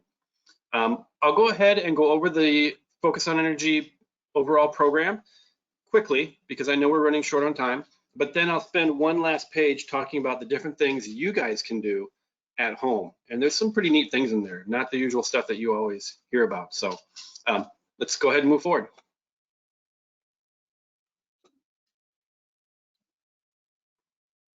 Okay, what is Focus on Energy? Go ahead and go to the next slide, please.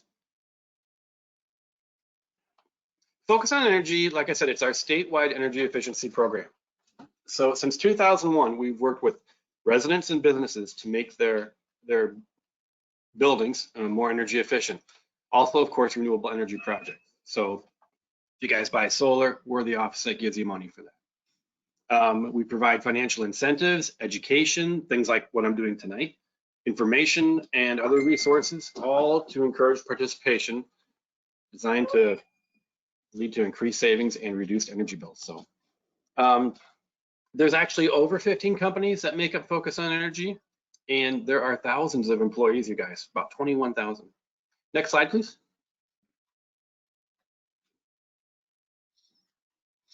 So according to repeated economic impact reports, Focus on Energy does some really great stuff for the state. So we've added $2.2 billion in economic benefits to the Wisconsin economy through 2042, which is kind of an ambiguous number.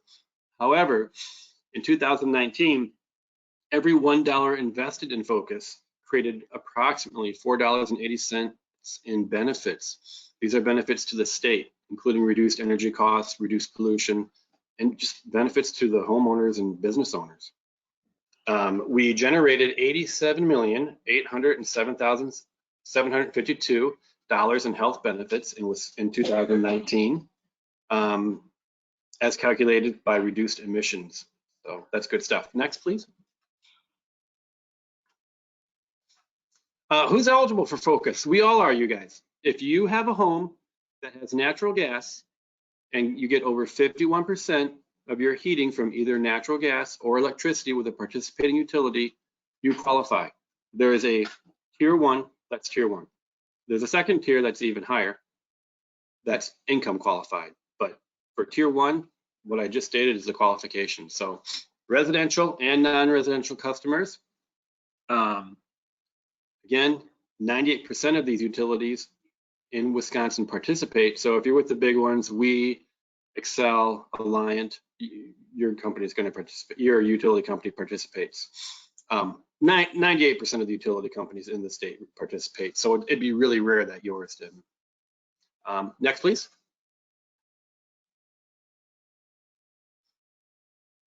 Let's go over the residential programs real quick.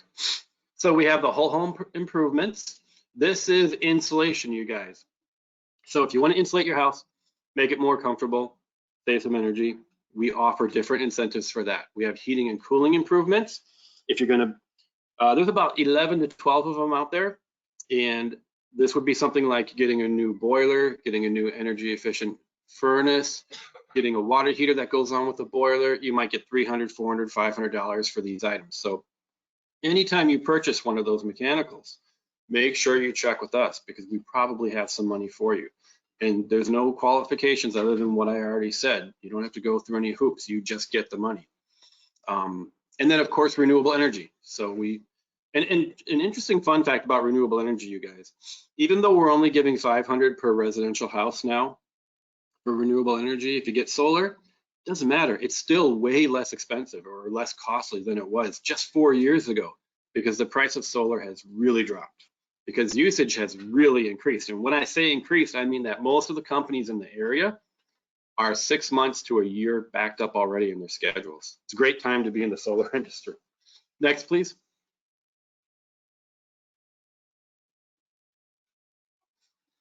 Okay, whole home improvements include home energy assessments, and these help really to find the drafts in your house. A certified person through BPI, the Building Performance Institute, they'll use diagnostic tools, they'll do health and safety testing, they'll do an in-depth energy assessment of the home, and then when they give you your report, they'll tell you, hey, this is where it's doing good, this is where you can benefit. They'll provide specific solutions for comfort, health, and safety issues, and they'll tell you about the incentives that we offer. So that's pretty nice. Next, please. The reason I mention that is because for some of the incentives, we do require a whole home assessment be completed. But you really, if you want to do it right, you really should have an energy assessment done. Right now, for residential 1 to 3 units, unites, oops, little typo there. We're providing $450 if you have your attic air sealed, $350 if you have insulation added, and $100 for the foundation, $300 for wall insulation, and duct sealing is $50. Now, both second numbers are what I was talking about, referring to tier 2, which is a lower income qualification, and you fill out an application for that. I want to mention why the word air sealing is in there, though, because most people probably think, oh, what's air sealing all about? We usually just add attic insulation. And 10 years ago, an insulation company would have come to your house and said, oh, we're going to add so much insulation. But not anymore. Air sealing is really the critical factor in making a home more energy efficient because it keeps the hot side hot and the cold side cold.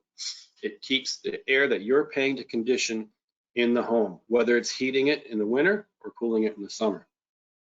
We also offer really good incentives for multifamily. So if any of you out there own any investment properties, please take advantage of this. So this would be 4+ units.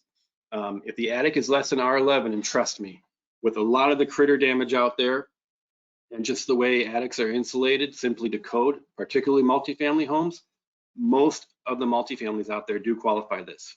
But if the existing insulation is like 4 inches or less, that's what that's about. We give 70 cents per square foot.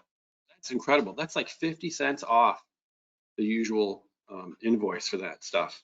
So that's really good.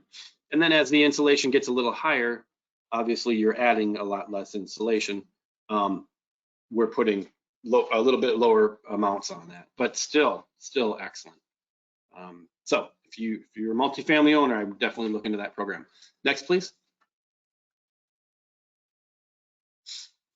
Heating and cooling improvements. Again, like I mentioned, this is not all inclusive. These are just some examples of the heating. So for like the natural gas furnaces, it says 50 to 150. Those are certain efficiencies that you're getting. The higher the efficiency, the more you get back. Heat pumps, boilers, like I said. A smart thermostat. Right now we're offering $50. If you go out and buy a smart thermostat, you can register on our site to get this coupon. Plus we're kicking in another $25 for certain areas. So that's something you might want to look into. This year there are 17 heating and cooling incentives total. Next, please. Renewables, like I mentioned, $500 per system. We are still providing money for geothermal heat pumps, $750 per system. Next, please. Solar tips. So remember this, you guys. Upgrade your home's energy efficiency first, because most likely the company is going to come out and they're going to look at your last year's bills and then decide how big your solar array needs to be compared to that. But if you guys can get those bills down first and make that home more energy efficient, you're going to be paying a lot less for those solar. You know, solar does still cost thousands. It's not a couple $100. So it's always the best move to make your home more energy efficient first, and that's where the home energy assessment comes in. It tells you what you need to do. And just so you guys know, when you say, well, how much does that module produce? And it's like asking how much horsepower is in that car. You don't really know until you look at the specs on the actual module. But 5-6 years ago, a big one, well, about 10 years ago, a big one was 250 watts. Now they're kicking 600 up to 750. In fact, I even know of some that are 800 watts. So they're really, really becoming quite efficient. And they're warranted for 25 years. And that's not just something that they're doing now. That's because this has all been done before in California, you guys, for decades, more than decades, 50 years plus. That's how they know all these modules work great, because California's been there, done that. We're just kind of catching up here in the Midwest. Next, please. And when I say catching up, I mean in usage. Their energy prices have been through the roof for a long time, so they've had to, adapt solar earlier. New homes program. We have a new homes program that doesn't offer money, but it does offer you a certification that will increase the value of the house should you sell it. That's one of the other programs that we have. We also have things like agriculture, franchises, things for churches, engineering. There's a lot of different programs and focus on energy. Next, please. Oh yeah, retail lighting and appliance. So see that coupon on the screen, you guys? If you see that in the store, that means that we've basically subsidized the cost of that item at a store. Typically, it's going to be Menards or Home Depot, something like that. Look for that sticker because it means it's a quality product and we just paid the price down for you, which is great. And a little comment about LED lighting. You can get any color you want. You can get the nice light yellow, soft light, which has just a little bit of heat to it. You can get the blue light. You can get green, red, brown, whatever color you want, whatever shape, whatever size. The transition has fully completed over to LED. So don't be afraid to go in the lighting section of your big box store and find exactly what you need in LED. It's there. Next, please. Simple energy efficiency program. Okay, you guys, any of you out there who have natural gas or electricity and you're getting more than 51% of your heat from a participating utility, go do this tonight. Go to our website. Go to the Simple Energy Efficiency Program. It's free, and when I say free, I mean you don't need a credit card. We will not hound you with follow-up calls or emails or any of that stuff. All you do is go in, pick one of the 5 or 6 boxes that we have available, put your address in, and we'll mail it to you. Shipping's free too. It's a great program. You can get a box of LEDs, you can get a couple of low-flow shower heads, you can get these really cool advanced power strips that you plug in all your accessories to and they turn on with a main item. Hot water temperature card, kitchen aerators, things of that nature. So I would really encourage you to take advantage of that. And remember, you can take advantage of any of these focus on energy incentives every 3 years. So literally every 3 years, you can go ahead and order another one of those packets. Next, please. Okay, home energy assessments. We already went over these, so I'm going to move past this, but I did just want to mention the benefits. They give you a list, a nice report with a prioritized list of efficiency improvements. And they'll also provide you with an estimate of how much you'll save when you do those. So again, just a great way to have your house checked over. Not to mention there's carbon monoxide testing and gas leak testing. And I can tell you, I've been doing this for 12 years. It is more unusual for me not to find a gas leak than it is to find one. So it happens. Maintenance isn't just up to par, or someone knocks a pipe accidentally when you're moving. It can happen. So Chad, we did have a question about the assessments. Is there a cost to having your home assessed for energy efficiency? Yeah. So sometimes the utility companies will provide them for free, but that was more 10, 12 years ago to get everybody involved. Generally, the independent energy assessors out there will charge about $400 base. So if you've got one furnace, one water heater, and an average 3,000 square foot or less home, you're going to pay about $400 for the assessment. If it's a 6,000 square foot home and you've got several furnaces and several water heaters, it could be $600, $700. And after the work is done, they are required to come back and do what's called a post test to double check everything, do a blower door again so we know how much air sealing was done, and they usually charge about $100 for that follow-up post test. Good question, thank you. Oh, next slide.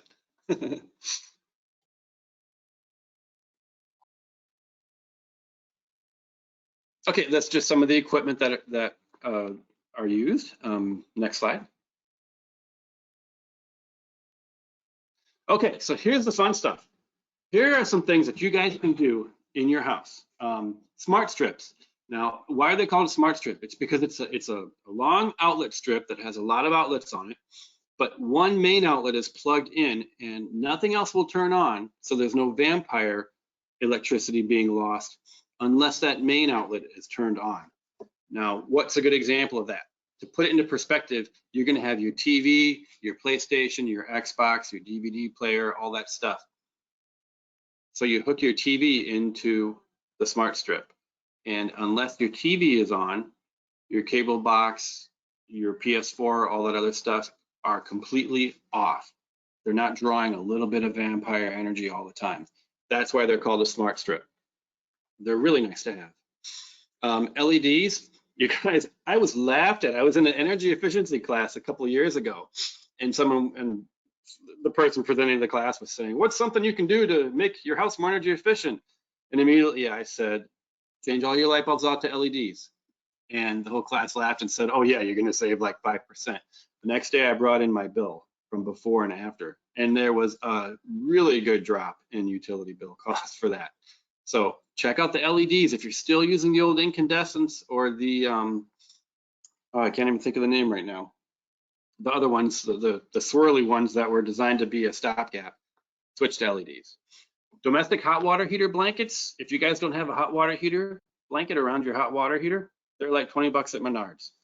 That'll kick off some of your hot water heating bills. A kilowatt is a little device that plugs into anything, any wall socket, and then you plug in what was already plugged in there into the kilowatt. It'll tell you what it's using. So that can let you know, hey, which of my products are really drawing a lot of energy? So maybe which ones I could plug into a smart strip or just leave unplugged if I don't use them very often. Kilowatt's a neat little device. Flip switches. So we give out these little switches that are just like a kilowatt without, they're like a dumb kilowatt. You just plug it into the wall socket and then you plug something else into it and you can turn it off with the click switch. That way you're not plugging and unplugging. And I can give you guys an example. I use mine on my coffee pot. My Keurig will stay on during the day, constantly heating that water. And after I used a kilowatt, I saw that it used quite a bit of energy. So I just use one of those flip switches and kill it in between fill-ups. Timers, you guys, timers are great. There are a ton of them, different kinds at Menards. These are the timers that you would use for like your Christmas tree light, something like that. Again, maybe for a coffee pot, maybe you don't want to keep flipping it all the time. Just put it on a timer. You can set the timer so that it turns on at 5 a.m., turns off at 8 a.m. every day. You don't have to worry about it. If any of you have any of those under the countertop water heaters, they're about this big and they're great for hot tea and stuff like that. Timers are excellent for that situation. Next slide. Okay, some other things you can do. Put some insulation on those hot water heater lines. It's dirt cheap and all you have to do is wrap it around. A lot of times you just pull off the backing and it sticks to itself. High performance dryer vents. You guys, there is a website out there called batticdoor.com. Yes, it's spelled wrong. BATTIC door.com. And all they've ever done is put energy efficiency products on their website.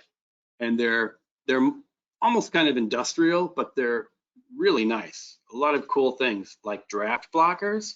This would be like if you've got a fan in a bathroom that's just constantly, cold air is constantly coming back down it, you put a draft blocker in it. A chimney pillow, that's basically a balloon that you put up in your chimney and blow it up during the summer. That way you're not losing all that air and your air conditioning is staying inside and that heat's not traveling down your chimney. Window inserts. We have these really neat products, you guys, that a lot of people don't know about, but you know how we all put the plastic up in the wintertime and put the hair dryer up against it and all that. These window inserts are kind of like storm windows that go on the inside. And they're out there, they're available. Really great product. Everybody I know who's gotten them has just been really happy with them. Check your TV, you guys.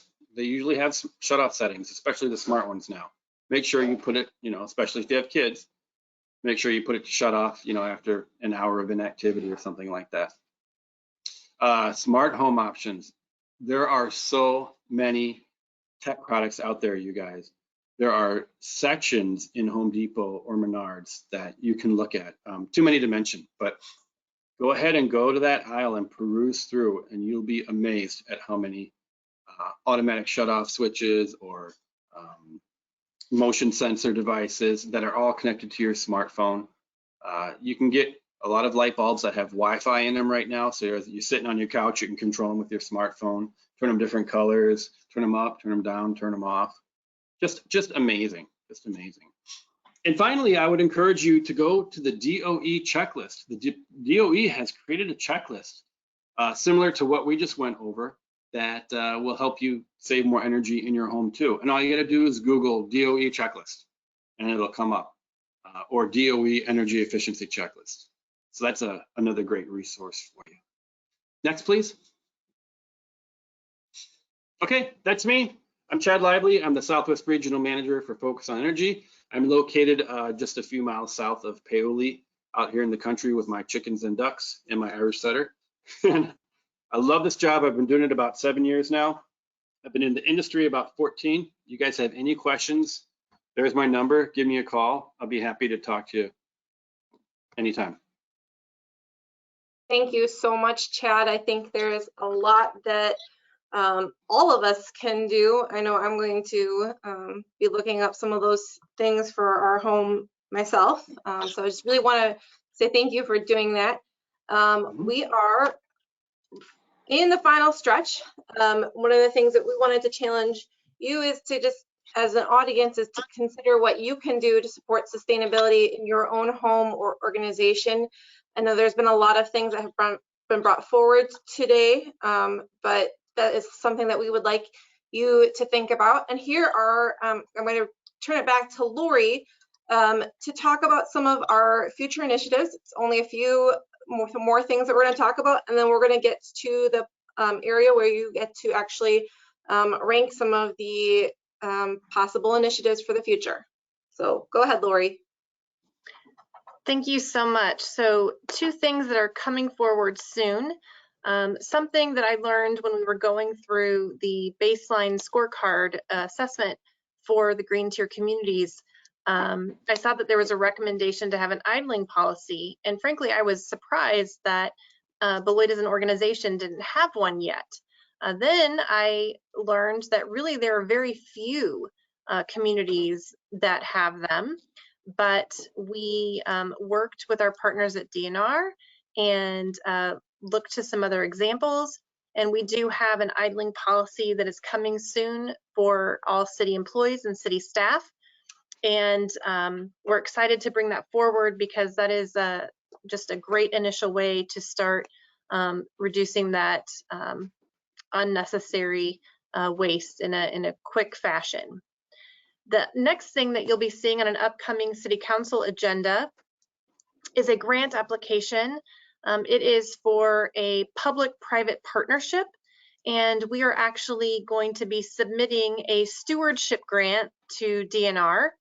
The old Cary Ingredients building that's located at 8100 East Grand Avenue is currently in and over the river, and so that has to be removed, and we are trying to expedite the removal of that with a new infill development, and provides an opportunity that'll really help stabilize the river there. So stay tuned for that coming forward. Wanted you to know we are taking advantage of the grant opportunities that you heard about earlier. And tonight, we really hope that you've learned from the city, from the county, from the state, from our partners like Welty, something new about initiatives that have been underway or that we're hoping to accomplish. And we have also learned from the baseline assessment, and while we may be getting a little bit ahead of ourselves, we thought that was a reasonable risk to take, but we identified a number of projects that are in the scorecard that we either may not have in place yet, or we could be making recommendations to expand. And so if you could use the Menti link on screen, these are not currently in ranked order, but we wanted to ask all of the participants to rank these items as you see them in levels of importance. And that will certainly be taken into account as we move forward through our next steps, completing the baseline and then creating our objectives for the second half of 2022 and the following years. I will quickly say that there may be an opportunity that comes forward if we're able to leverage other dollars, or if there are other partnerships that are immediately available that might cause an item to jump the priority list. But we wanted to get your input and also put out there that these are all items that are certainly looking to expand this for myself, because right now it's teeny tiny print, which does not work for me. So hopefully you can expand your screens and look at those. We'll take a moment to get your feedback. We have tried to get the panelists to respond to questions that came up in the chat while we were having the conversation. But as this has you thinking about new things and raises more questions, please feel free to reach out to us. This is certainly not going to be the last opportunity to have this content brought forward to all of us. I know I certainly thought I was pretty well educated on these subjects, and still every time I learn new things. And I will admit I went to Focus on Energy and ordered a kit while we were having that presentation, and made a note to get a hot water heater blanket, because I'm quite certain we don't have one of those. So they may seem like small things, but collectively these are the kinds of things that do help make a global difference, and we have to start with ourselves. So I'll give you a moment to finish ranking. And I will read them out loud in case it may be harder for people to see. I was going to read them out loud. Let's see if I can revert to my notes, because it's going to constantly shift as you vote. But the projects are identified as increase community electric charging stations. Frankly, this print is going to be too small for me to read as well, but I hope you can take a chance to vote. Looks like we've got 6 people who have submitted so far, and we're just going to keep watching as things change, as you are all in the Menti app. Thank you.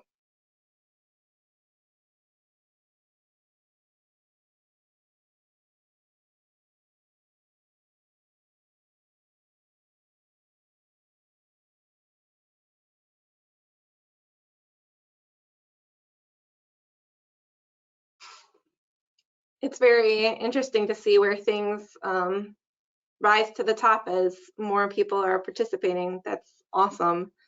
Right now, the top one is converting stoplights, streetlights, and other publicly owned lights to LED or functional equivalent, but also increasing the electric vehicles in the city's fleet is already starting to become a priority. So it's exciting to see the different feedback that we're getting from people.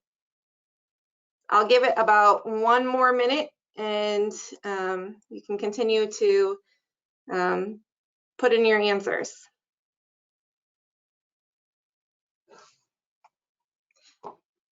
While everyone is putting in their answers, we have been saving all of the questions. I believe we've answered the majority of them. I know there are some people who did not have their questions answered yet tonight.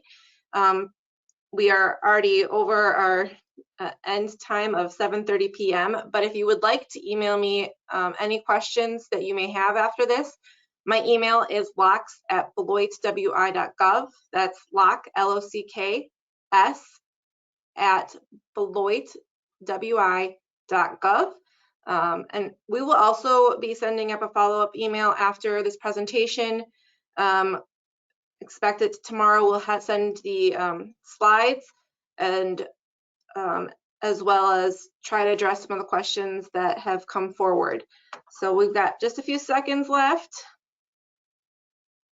And as that voting is counting down, I would just share again that once we have completed the baseline assessment, and that will be our first step, and will help us to start focusing on what our next priority should be and where we can get the biggest impact possible, and set the stage for programming that we can keep in place for years to come and to see the benefits of as well. So voting has closed, and the top 5 priorities were increasing electric vehicles in city fleet, converting stoplights, streetlights, and other publicly owned lights to LED or functional equivalent, encouraging residential composting, which is exciting because I know that there is work being done in that arena, diverting more waste pharmaceuticals from the water stream, modifying zoning code to allow tiny homes less than 1,000 square feet, encouraging more dense residential development. So those are all things that we're going to take a look at. And then I will turn it over to you, Lori, to wrap us up. Yes, just as I was saying, this is just the first of what we believe will be many opportunities to have our partners come together. I should also share that we had the first regional meeting of City, South Beloit, all of the surrounding townships, except for Turtle, who was invited, and the village of, oh my goodness, all of the neighboring villages and towns. And it really was the first time that kind of the chief administrative officer for each of those organizations had a face-to-face. And one of the issues that we discussed was how we can collectively look at sustainability as a region. All of them were invited to attend this evening. I think many of them are participating. So we recognize that we want to provide leadership from the city of Beloit, but ultimately these issues are having to be faced by all of us collectively, and sustainability knows no boundaries. But we thank you very much for your participation, and apologize that we did not have time for more questions tonight, but I think we were able to get a lot of great information out there, answer almost all of the questions that were raised, and look forward to opportunities in the future to share information and engage in conversations. And hopefully next time we can host it at a large enough forum to meet in person.